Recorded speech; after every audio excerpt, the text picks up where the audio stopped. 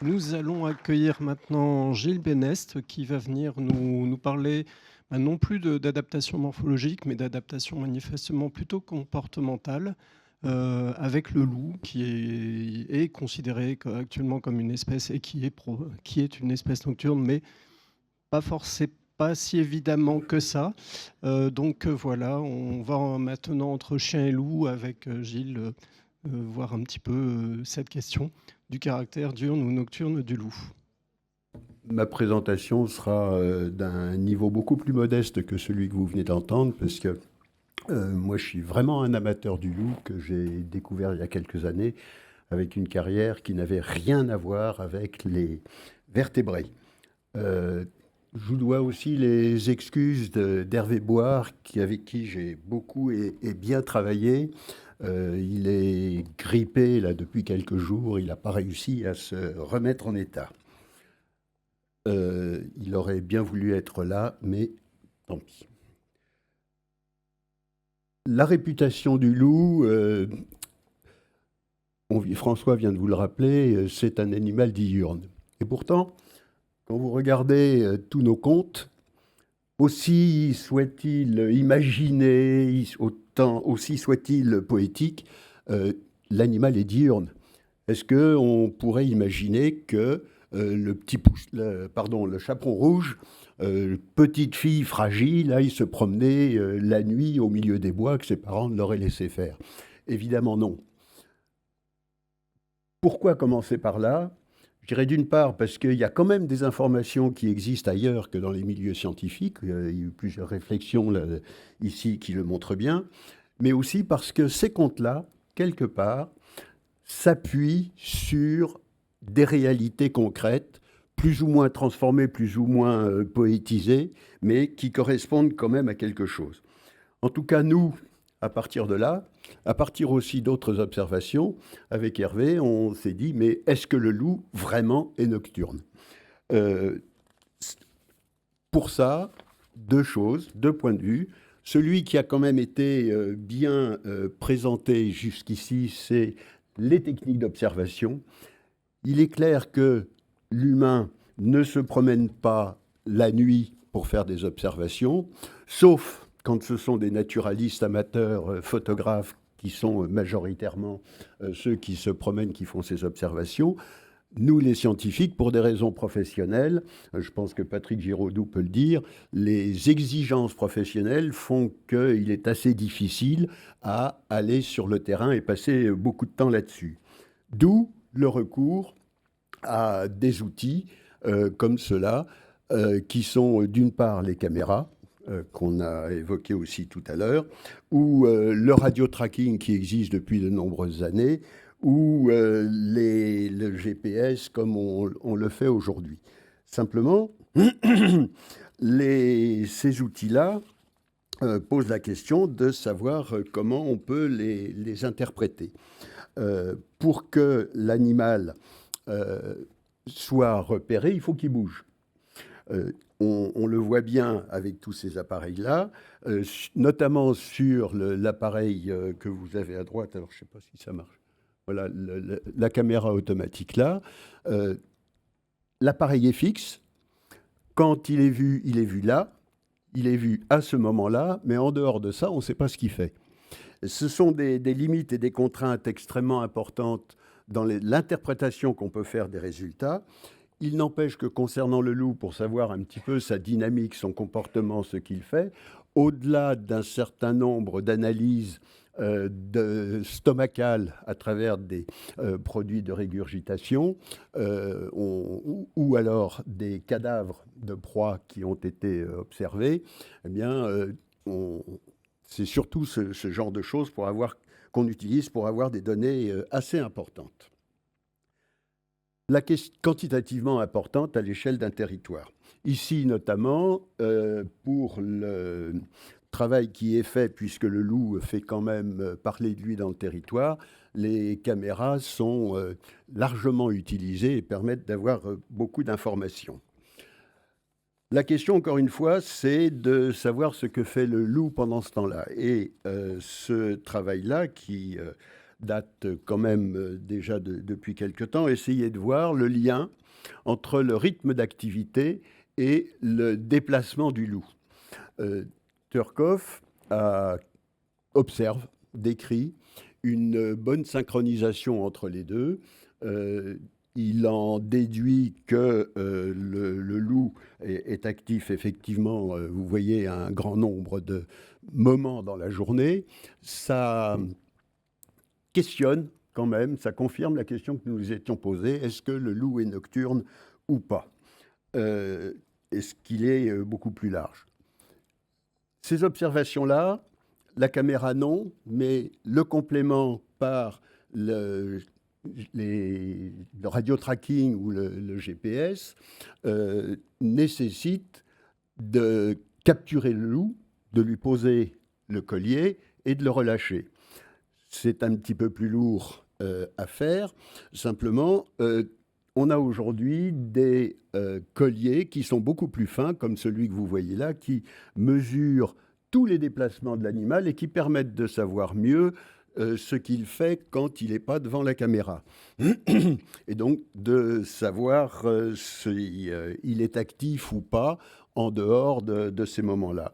Et ces caméras-là, ces colliers-là, permettent notamment de savoir si le loup est en phase d'alimentation, non pas de prédation, parce que là, le collier, le loup bougerait beaucoup, on le verrait bien, mais les mouvements du cou quand il se nourrit, ou au contraire quand il se repose, ne sont plus du tout les mêmes, et ça permet d'affiner beaucoup les observations.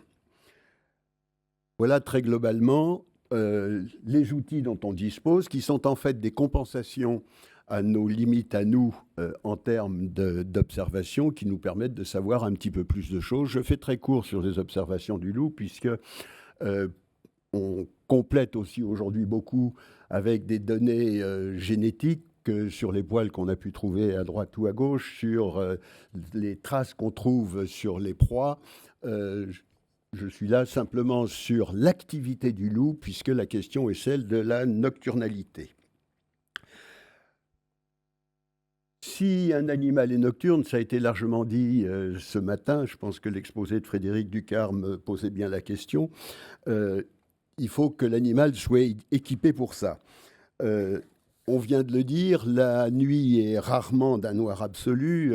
J'ai pu le vérifier il y a quelques semaines en faisant une garde de nuit sur un troupeau au-dessus de Rochejean.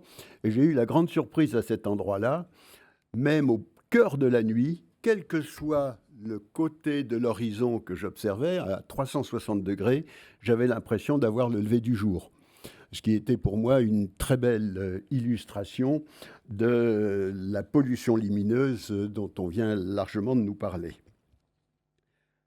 Le premier outil dont dispose le loup pour pouvoir fonctionner la nuit, il est comme nous, c'est un animal visuel, pas que, mais le loup, comme beaucoup de mammifères, beaucoup de vertébrés, et pas simplement des vertébrés terrestres, a un œil tout à fait particulier, avec ce qu'on appelle, c'est cette couche noire à l'intérieur de la rétine, le tapetum lucidum, qui est une couche qui réverbère la lumière qui arrive au fond du globe oculaire et qui va vers les cellules sensorielles, les cônes et les bâtonnets, et lui permettent à cette couche sensible à la lumière de réagir à des lumières beaucoup plus faibles. L'humain n'a pas ça. Quelques primates primitifs l'ont. C'est ça qui vous donne l'œil luminescent que vous aviez sur la première photo que je vous ai présentée. C'est un premier outil tout à fait efficace pour le loup. Ça ne suffit pas, on verra tout à l'heure pourquoi. Il a aussi l'odorat assez bien développé et certains proposent que la longueur de son museau, puisque par rapport à l'ensemble des chiens, des canidés, le loup a un museau très long, donc des cavités nasales assez importantes, et donc probablement aussi un nombre de cellules sensibles au sein des cavités nasales très abondantes, ce qui lui donne une grande sensibilité, et d'aucuns ont pu observer qu'il est capable de percevoir sa proie à des distances assez importantes, malgré un vent qui pourrait être contraire. Le loup utilise l'odorat pour des tas d'autres choses. Frédéric présentait la vue pour identifier si les poissons étaient en bonne santé ou pas tout à l'heure. L'olfaction est aussi un moyen pour un loup de savoir si son partenaire est lui-même en bonne santé ou pas. Ça lui sert aussi pour marquer son territoire. Le loup, comme nous, n'est pas qu'un animal visuel. Autre balayage sensoriel important, c'est l'audition. Alors, il y a une bonne part de recouvrement entre la sensibilité humaine auditive, je vous l'ai marqué ici. Chez le loup, on n'a pas d'observation particulière, on fait des études sur le chien qui le décalent un petit peu, mais il y a quand même une certaine analogie entre ce qui se passe chez le loup et ce qui se passe chez nos chiens. Tous les deux sont des canis lupus. Il y a un écart quand même substantiel. Le loup entend un petit peu plus vers l'aigu, jusqu'à 45 kHz, alors que pour nous, on s'arrête à 20 kHz. Au final, qu'est-ce que l'on peut dire de ce balayage extrêmement rapide? Et pardon pour la rapidité, mais l'essentiel n'est pas là, c'est simplement l'outil dont dispose le loup pour fonctionner à un moment ou un autre, choisir le moment de la journée auquel il sera actif. On a très peu d'informations sur le développement sensoriel du loup. On a quand même pu observer qu'il développe l'olfaction à l'âge de 2 semaines, l'audition à 4 et la vue à 6. Pour autant, il n'attend pas d'être aussi vieux que ça pour commencer à explorer son environnement, et très vite il le fait. À partir du moment où l'olfaction s'est développée et il est encore dans la tanière, il commence à développer sa capacité à explorer son environnement, et cela à un moment où il est encore sourd et aveugle. Il y a peut-être là un prémisse sur le comportement qu'il aura plus tard dans le rythme d'activité. Alors, qu'est-ce que le loup fait de tout ça? Je vous ai présenté, nous vous avons présenté, je n'oublie pas Hervé, l'outillage que nous utilisons, nous, pour le comprendre. 2, l'outillage physiologique dont le loup dispose pour fonctionner. Qu'est-ce qu'il en fait? Et au regard du sujet de la nocturnalité. Encore une fois, il a la réputation d'être diurne. Dans le camp militaire de Canjuers, dans le Var, avec des caméras automatiques, on voit très nettement que le loup est un animal nocturne. Certains disent que le camp militaire étant un lieu tout à fait sonore au regard des armes à feu diverses et variées qui y sont utilisées, le son, les tirs ne dérangent pas le loup. On y reviendra, c'est un autre problème.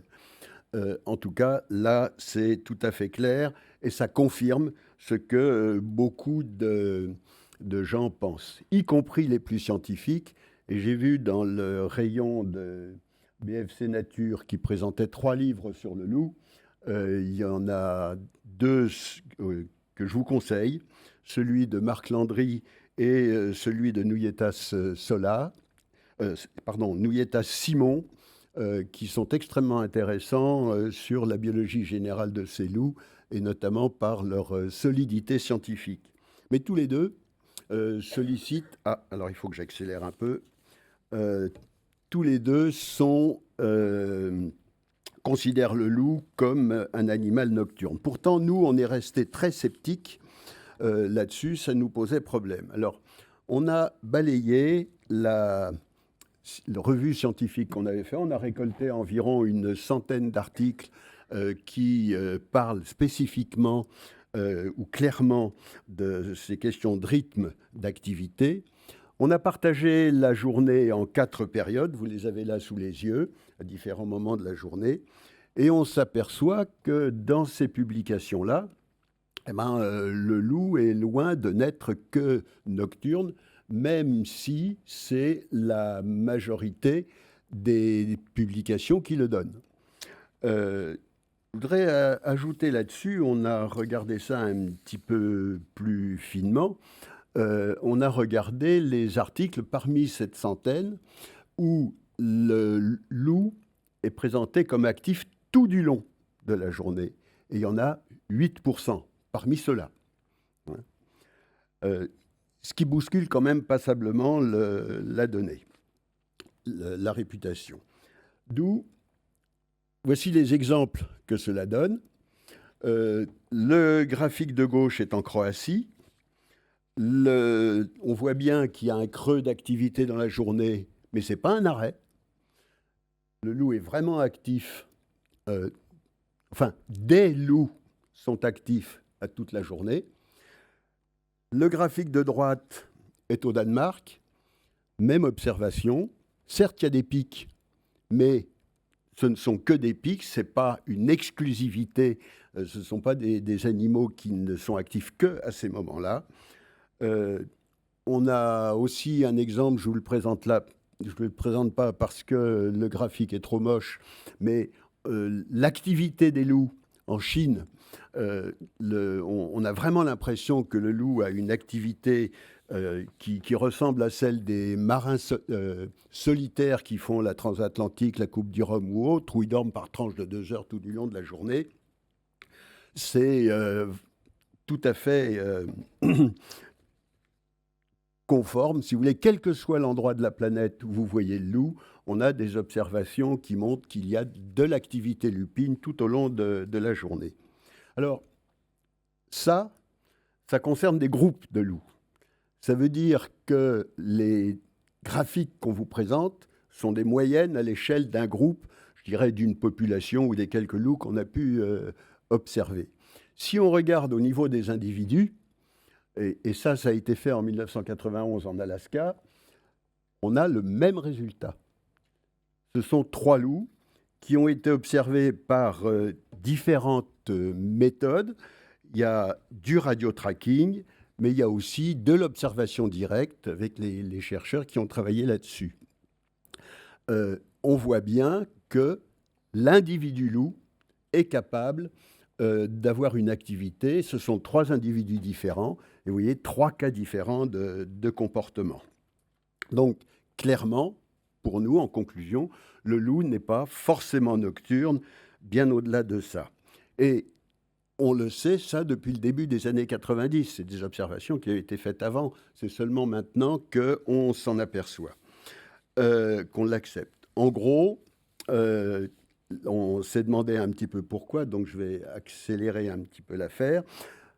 On a cherché quels étaient les facteurs qui intervenaient sur l'activité lupine.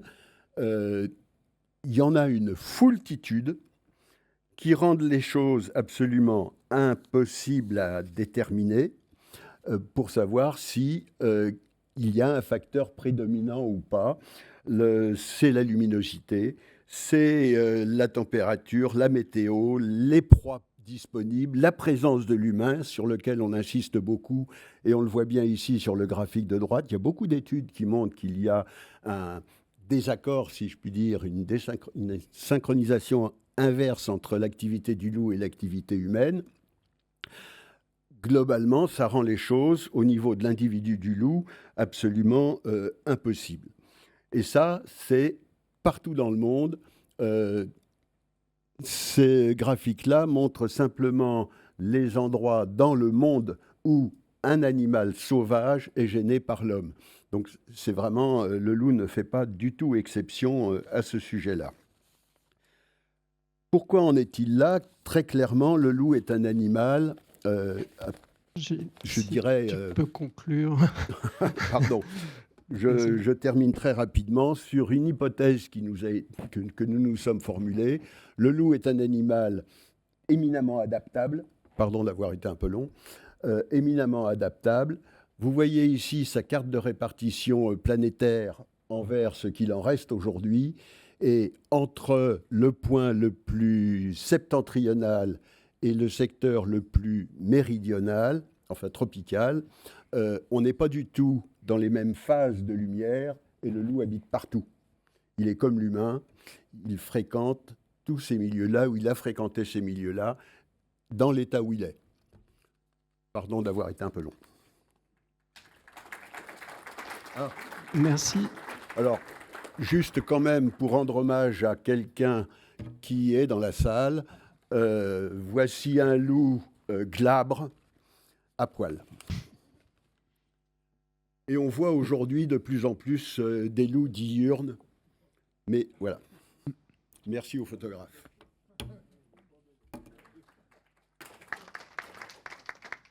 Donc merci. Alors on va prendre quelques questions rapides encore une fois. Les sessions de fin de demi-journée sont toujours un petit peu plus bousculées. Oui, moi j'en ai une, c'est tout à fait intéressant. Est-ce qu'on a des données sur les loups jurassiens? Il y en a qui sont équipés de colliers GPS côté suisse, etc. Est-ce qu'on sait ce qu'ils font finalement? Alors je n'ai pas vu de données, pour répondre à ta question Patrick, sur les loups jurassiens. On voit les observations qui sont faites, que ce soit par Landry, que ce soit par les Français ou autres. Landry est suisse, hein, comme tu sais. C'est surtout, où il est et où il prédate. C'est essentiellement ça que je vois et essaye de comprendre comment et pourquoi il prédate à un endroit plutôt qu'à un autre. Au regard des rythmes d'activité, moi, la conclusion à laquelle nous en sommes arrivés avec Hervé, c'est qu'en fait, parmi l'activité de déplacement, il y a un facteur qu'il faut prendre en considération, c'est l'état, je dirais, social, pour le dire comme ça, je n'ai pas trouvé de bon qualificatif pour ça, dans lequel se trouve l'individu. Il semblerait que le loup installé, meute installée par exemple, a une activité plus diurne que le loup en migration, en exploration. Et tu sais que quand il y a une meute installée, les jeunes s'en vont et vont coloniser le reste de l'espace. À ces moments-là, quand il est en exploration extérieure, il est beaucoup plus nocturne, probablement parce qu'il est plus prudent, parce qu'il connaît moins les endroits où il va. Mais quand il connaît, il n'y a pas de problème. Moi, j'ai une autre hypothèse, mais qui n'est qu'une question à laquelle on n'a pas de réponse aujourd'hui, c'est qu'il y a peut-être aussi un lien avec la densité de la population lupine. Le loup peut éviter la concurrence d'autres prédateurs, la présence des proies, la présence humaine, etc., de deux façons. La première à laquelle tout le monde, dans les quelques-uns avec qui j'ai parlé ici, me disent le loup évite l'humain en décalant le moment où il est actif dans la journée. C'était le graphique que je vous ai montré. Mais il a une autre façon de le faire, c'est d'aller ailleurs. Il ne change pas son rythme, mais il va ailleurs. Donc il faut vraiment voir la combinaison entre déplacement temporel et déplacement spatial, ce qui n'est pas toujours évident. Le déplacement spatial, ça amène à la question de la densité. S'il y a beaucoup de loups, est-ce qu'il peut encore le faire? Pour l'instant, en France, on n'a que 1000 loups. J'arrondis. Au Moyen-Âge, en France, il y en avait entre 15 et 20 000. Je dirais la concurrence intralupine n'est pas la même. Et là, le déplacement temporel et spatial se pose évidemment en termes de compromis différents. Je ne sais pas si ça répond à ta question. Alors... Mais c'est qu'une hypothèse. Hein. Donc, plus personne ne veut poser de questions. Donc, je propose qu'on s'en arrête là et qu'on remercie à nouveau Gilles pour sa présentation. Remercier surtout le photographe.